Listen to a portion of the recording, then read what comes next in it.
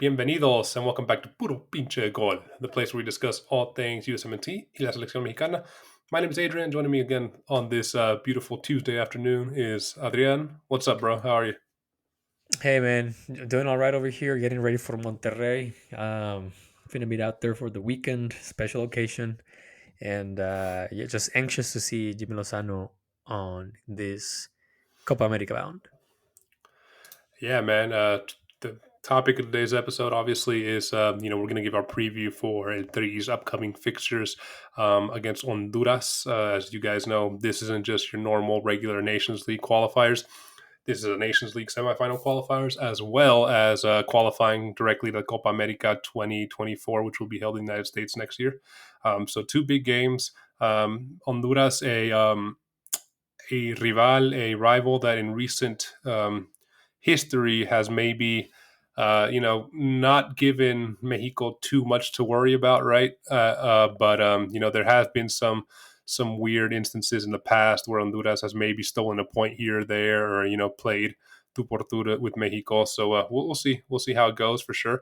But definitely catch these games. November 17th, Honduras versus Mexico in Tegucigalpa down there in Honduras, Estadio Nacional, and then the return leg in Estadio Azteca in Mexico City on the 21st. Adrian, man, we did a whole episode reacting to our to Jimmy's convocado list. Right, real quick, why don't you kind of give a rundown? Kind of some notable omissions, notable inclusions that you kind of, for those people that didn't watch that previous episode, and I guess let us know who you're most excited to see from this convocados list. Sure, man. I mean, pretty much fairly close to the one we saw in October with Memochoa at leading the goalkeepers. Luis Malagón, Toño Rodríguez, defenders César Montes, Gerardo Arteaga, Johan Vázquez, Jesús Gallardo, Israel Reyes, Jorge Sánchez, Jesús Angulo, and Julián Araujo. Midfielders, you have Edsonalvarez, Eric Sánchez, Orbelín Pineda, Luis Romo, Luis Chávez, Marcel Ruiz, Sebastián Crácdova, and Roberto El Piojo Alvarado. Lastly, you have on strikers Santiago El Bebote Jiménez, Irving El Chukylozano, RJ9, César Huerta, El Mohamed Salah Mexicano, Henri Martín, Uriel Antuna, y Julián Quiñones making his debut with El Tri. Notable omissions for me. The biggest one is Antonio Portales. I know Antonio Portales is a pretty much unknown player for a lot of Mexican fans. He currently plays at Dundee FC in the Scottish Premier League. He's been a solid right back or center back for Dundee FC, playing pretty much every single match. I think it's time for Jimmy Lozano to call him up. So I'll be vouching for my guy Antonio Portales in the next few episodes. So don't get tired of me talking about him. Another notable omission, I think, is Diego Lainez ahead of Piojo Alvarado, if I'm not mistaken. So I don't have anything against Piojo Alvarado. I think he's been the best player for Chivas throughout this apertura. But I think Diego Reyes has been way more consistent. Sorry, not Diego Reyes, my bad. Diego Lainez has been more consistent in his matches with Tigres than what's it called? Piojo Alvarado. And lastly, notable omission for me is Victor El Toro Guzman from Monterrey. I really don't understand why Israel Reyes make this list. When you have Victor Guzman at a extremely great performance and great form with Monterrey, playing pretty much almost all of the matches since I think half of the season until now.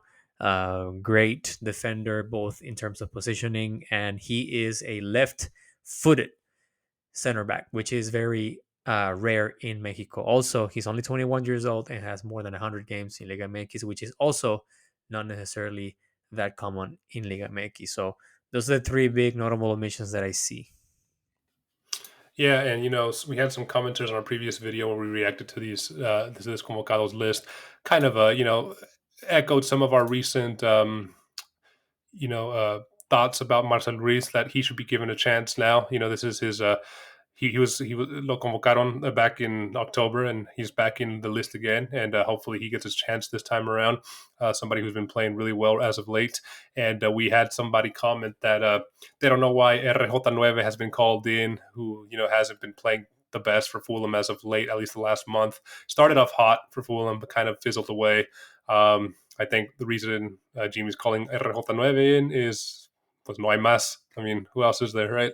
You got Henry Martin Yeah. and Santigimenez, but I mean, Raul Jimenez is also a good option there. It's not like we are have the luxury of many strikers there. I Um, mean, I guess the one I call Angel Sepulveda from Cruzazul, who scored 9 goals this Apertura. But I mean, there's a huge world of difference between Angel Sepulveda and RJ9, which he just recently scored with Fulham, yeah, if I I'm not think mistaken. yeah one goal in like the last month. Hmm. Or De La Rosa, who was a fixture back in the summer. Oh yeah, Um, yeah. but yeah, like you said, I mean, there's a big gap there, definitely. Um, okay, well, yeah, it's going to be interesting at least to see. Definitely Julian Quinones there, the big standout that everyone is most excited to see. So we'll Yes, see if he sir. gets his shot against Honduras. How has Mexico historically lined up against Honduras, man? I mean, it's pretty much total domination by Mexico. Out of, I don't know, like 44 matches that they played historically, Mexico has won 27, drawn 10, and just lost 7. Of course, all of those 7 losses have been somewhat difficult to digest. The latest one happened on October of 2017, so on the qualifiers for the 2018 World Cup. Um, that's almost what, more than 5 years ago, 6 years ago. Yep. And that's pretty much. I mean, if you look at the last 5 matches, right? The Mexico has won 4 out of those 5 matches, and they only tied once in 2021. June of 2021, it was an international friendly. So, last 4 matches, Mexico has won 3-0 on 2021, July 24th, October 10th, 2021, 3-0. 2022, March 27th, 1-0, and the most recent one on Gold Cup, Mexico won. This year, Walking in the park, 4-0. So right? yeah. Has I don't know if you know this one off the top of your head, but just a quick trivia here. Do you know if Honduras has ever had an Aztecaso? Honduras. I want to say no, but let me double check real quick. That shouldn't be something that I don't think Honduras ever had. Maybe they tied. They I'm not too probably have sure. tied, yeah, but I don't know if they've Yeah. actually beaten Mexico in El Azteca, let alone beaten them like in a meaningful match, right? I mean, Yeah. maybe I a mean, I tie think. here or there. I mean, the one that I remember, of course, the one that I remember right now, or the most recent one, is that 3-2 that I just mentioned. But out of the 7 losses that Mexico has been given to, and 96 was in Honduras, 2001 was in Honduras as well. 2007, Mexico lost 2-1. I don't know if it was in Mexico City, but they lost 2-1 in CONCACAF Gold Cup. And it was in no, it wasn't the United States. It was at the Giant Yeah, Stadium, Gold Cup. so it wasn't Yeah, in. Uh-huh. 3-1 in 2009, but that was in Honduras. And September 6th, 2013, they lost one. Mexico. Well, this is actually a World Cup qualifier. Mexico lost 1-2, 2013, and this was in Azteca. Yes, so they had an Aztecaso. wow, Uh-huh. in a Chepo World de la Cup Torre was the qualifier. manager, dude. Yeah, Chepo de la Wow, Torre was the manager. Bro, look at the roster here. We had Oribe Peralta, Cristian El Chaco Jiménez, Giovanni Dos Santos, Gerardo Torrado, Ángel Reina, Fernando Arce, Carlos Salcido, Diego Reyes, Fernando Héctor Arce. Moreno, Severo Mesa, and Oh, José de Jesús Corona. wow, that was the starting lineup. Yeah. And then the Jeez, subs were Guardado, Javier Aquino, and Chicharito Hernandez.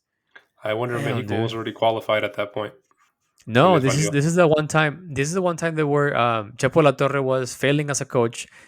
He didn't qualify directly. Well, he was trailing on the freaking qualifiers, and this is when they brought uh, Victor Manuel Bucetich and I think Profe Fernando Tena. I think, if I'm not mistaken. Mm, I think Bucetich only coached like one match. After that, he got sacked, and they right. brought Yeah. in El Piojo Herrera, and El Piojo Herrera handles to Mm, qualify for the repechaje, and that's when they play against New Zealand, and they just destroy him like 7-1 or seven that's two or right. something. Yeah, Sorry, we went down but memory yeah, lane there, eltri memory lane. But yeah, that was an yeah. interesting factoid there.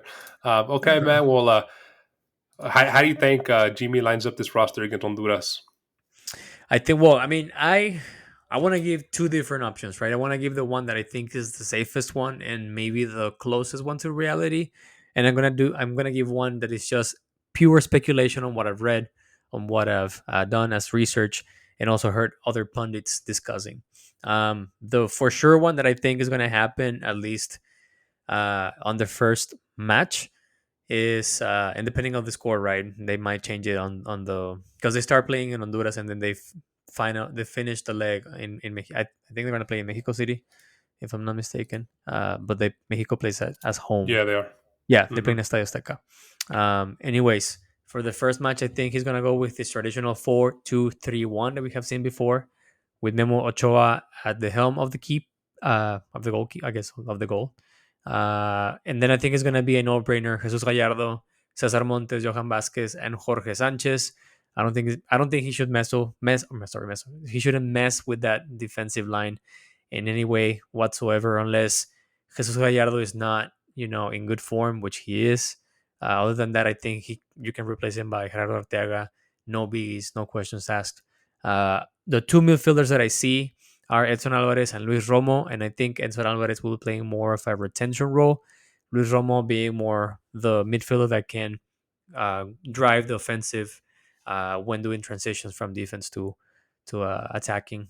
The three midfielders that I see are Chukylozano on the left, Chiquito Sanchez in the middle, which is I think he's gonna choose Chiquito Sanchez just because he's in better form, or maybe he's able to see him more often than Luis Chavez. We all know that Luis Chavez is playing in Russia. It's kind of difficult to follow him. He scored recently, and apparently he's been doing okay, more than decent in Russia. But man, it's tough to find information on him right now. And then on the right side, I have Uriel Antuna, who ended the season on a high note. And as much as I dislike the fact that he's keep on getting called up, he always responds with Mexico. So more often than usual, right? Um, and the lone striker in this formation, I think, is going to be RJ9. And I know this is going to be a Wow. huge debate. And I do agree that maybe, well, not maybe, but uh, Jimmy should be looking to the present and the near future with Bebote. I just don't feel that Bebote is ready yet to make the transition. We've had this discussion before where we don't see Bebote feeling comfortable with eltri, or just not getting used to having Irving Lozano and Orel Antuna as the providers of crosses. Maybe he's just not settling well with this formation, but I think RJ9 is la vieja confiable de Jimmy Lozano. And why risk it when you have this high stakes match in Honduras? Interesting. Yeah, I know definitely that's going to split PPG fans Hmm. down the line there. So you mentioned another speculative roster. We obviously are used to seeing that 4-2-3-1, like you mentioned. What I'm Hmm. interested to hear what is this other speculation that you've been hearing about the formation? Bro, okay, so listen, this is PPG Nation. Don't get mad at me. Don't hate me whatsoever. This is just pure speculation on the things that I've collected out there of pundits expressing, if I mean expressing or just saying that Jim Lozano might, if everything goes well at Honduras and they come back with a hefty advantage from there, that he's just gonna play with his squad and see what's up. The speculation goes around with a 4-2-4 formation. Now, this is not uncommon for El Jimmy, because if you pay attention at the matches, you can see Mexico going from a 4-2-3-1 to a 4-3-3 to a 4-2-4, depending on the different drives they're doing back and forth.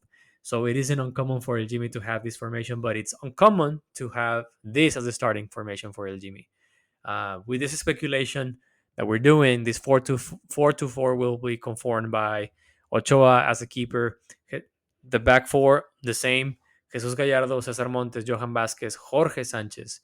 The two midfielders remain the same with Edsonalvarez and Luis Romo.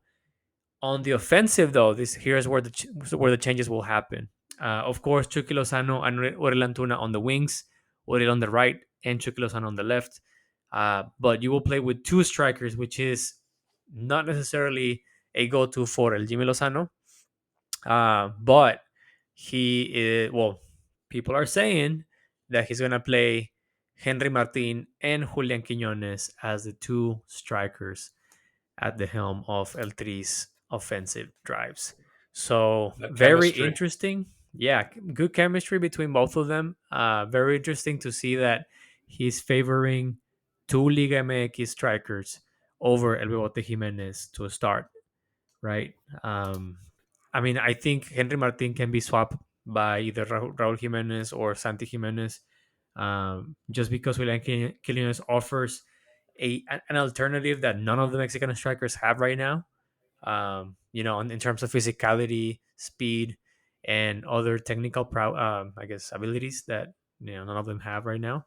So this is pure speculation. Don't think that this is set in stone. Don't go out there spreading the word saying that we are claiming that Jimmylozano will be playing with this formation, but this is what the ether is putting out there.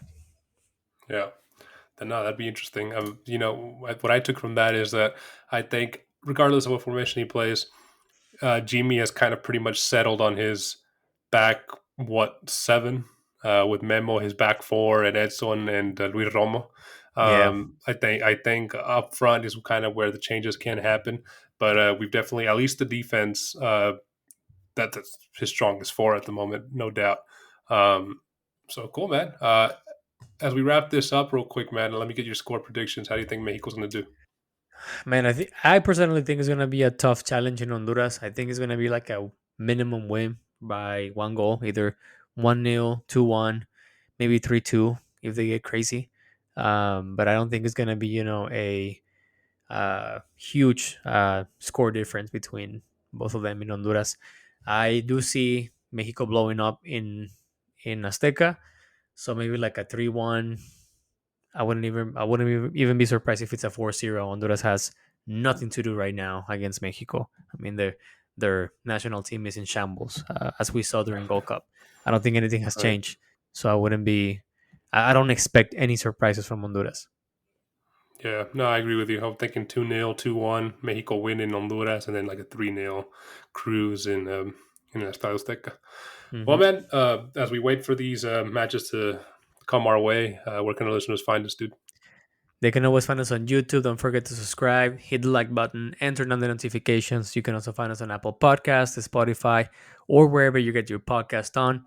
Last but not least, you can also find us on Twitter and Instagram at Puro Pinche Gol. We post stuff every now and then. Hey, be sure to follow us. Let us know in the comments. We love interacting with you guys down there. What are your score predictions for these matches? Who do you think Mexico will play as a striker? Who would you like to see? Are you excited for Julian Quiñones to kind of make his debut in there? Definitely let us know down there in the comments. Yeah, man, another good one with you, brother. I'll see you in a couple days down there in Monterrey, man. All right, dude. Always a pleasure. Take it easy. Likewise, bro. See ya. Deuce.